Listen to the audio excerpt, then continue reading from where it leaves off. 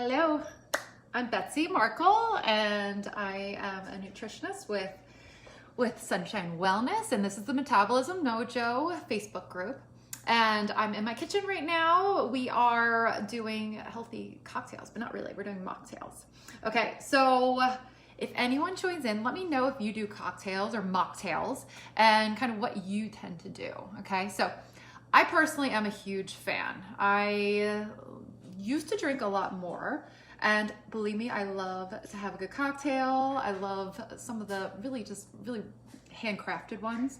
I crave them, but all in all, I don't like doing them so often. Why? Because they make me feel like crap, right? You like do the cocktail, you have more than one, your sleep is off, the next day you're just more lethargic.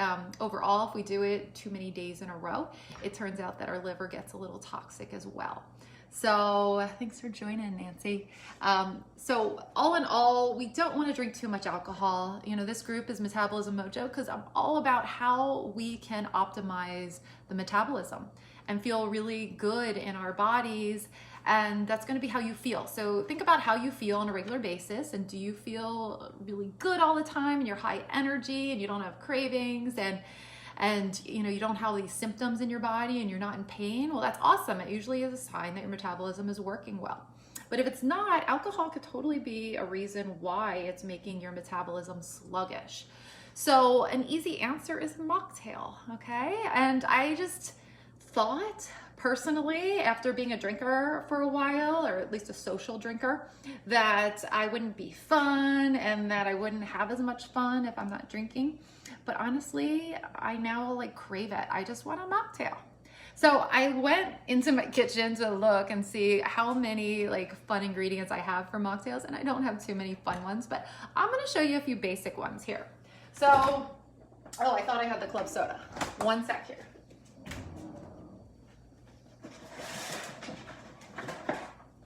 So it all starts with some kind of seltzer, okay? This is a grapefruit seltzer. My thought is obviously not a lot of sugar, okay? So I'm not gonna be using a lot of juice or anything like that, but maybe just a little. So I have here, I have a lime seltzer as well. Let's do more of a citrus drink right now, okay? So I'm gonna just have the seltzer. Number one, you need a cool cup. If you don't have a cool cup, what's the purpose, okay? So we need to have like maybe a really fancy one, a glass one or a plastic one outside. So let's make it this fancy one. I'm gonna do mostly seltzer, okay? This is a lime flavored seltzer. And then the gist is it's boring if it's just lime seltzer. Yes, it's in a pretty glass and it looks decent, but it's just clear and basic. So I'm gonna use my juicer, my pressed juicer, and I just cut up one of my tangerines, okay? And I'm just gonna put that in there, and then voila, it is with fresh juice. It's like amazing to have this. So I might just do a half of one. I don't want a lot of sugar. I just wanna kind of change the color and have it in a fun glass, okay? And then if you wanted to, you can make it cute where you just cut, you know, a little piece in here, and then you have your mocktail here. So, you know, it's just a little bit of sugar and it's mostly seltzer and it tastes so refreshing and nice. So this is a lime one, it's more of a citrus. So you can kind of theme the flavors together, whether it would be more of like a, you know, that or more of a berry kind of one. You could muddle berries at the bottom of one and then just add like a berry seltzer in with that. I'm gonna do another example here. So I'm gonna start, this is like a grapefruit seltzer is all that I had here. So I'm gonna do this one. And then I personally am a kombucha girl. So kombucha is a drink that I make myself here. And that could be a whole other talk. Not that I really promote anyone doing that. And I'm gonna just show you because I'm kind of like a mad scientist. This is my kombucha, which is like kind of crazy to make it yourself. There are so many kombucha drinks at the store these days, but they still are a little higher in sugar. Mine has some sugar in it too. That's why this stuff is growing. The Scooby is growing in here because it's eating the sugar, and therefore it turns it into more of that vinegary kind of taste, but like a punch with a little bubbly naturally in it. So I do my own By the way, if anyone is local here, I am like Melbourne area, and you wanted to, I'm always trying to give away some of this so people have their own starter. So if you're interested, let me know. You can text or private message me. So this is that, and then I'm just gonna add my seltzer to it. Add my kombucha to it. So just having some of this in here, I think it's so fabulous because kombucha is like really intense, the flavor. And so sometimes it's nice just to have half seltzer, half kombucha. And kombucha is good for the belly as well. And it's just one of those things that is overall has a unique flavor. So some people love it, some people don't. This one I made with some ginger in there and some orange and lemon. So anyway, if anyone has any questions about that, you're welcome to it. I'm just curious if, there's some people on here right now. So if you've tried kombucha and you like doing that and interested in making that kind of drink.